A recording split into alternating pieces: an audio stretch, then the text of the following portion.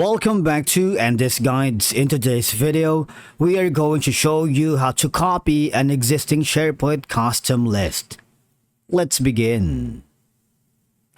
Now, the first thing that you need to do is to log in using your credentials. If this is the first time here in Sharepoint, just follow the on-screen instructions and you're good to go. Now, copying an existing Sharepoint custom list can be achieved through several methods, depending on your specific needs and the version of your Sharepoint you are using, alright? Now, I'm here. Make sure that you are on the specific page. You see, I wanted to copy this specific list right here, alright? And I wanted to, whatever data has been in this specific list, I wanted it to be imported in the new list that I'm going to create. All right, because it will allow me to reuse the standard list across sites within the same site, ensuring consistency in data structure and flows. Now, what I'm going to do is go to the pages right here and go to new. All right, just give me 1 second right here.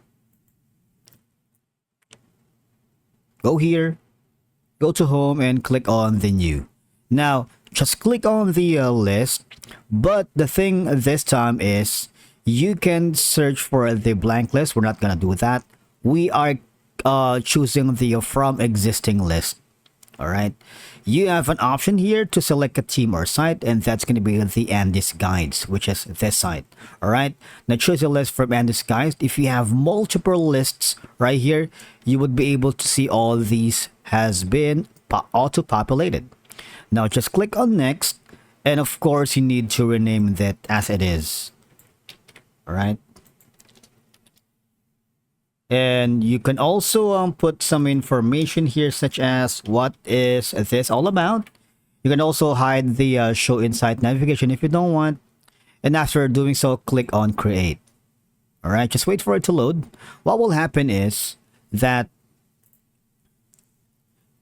it would save you time by avoiding the need to recreate lists from scratch, especially for lists with complex configurations or specific settings.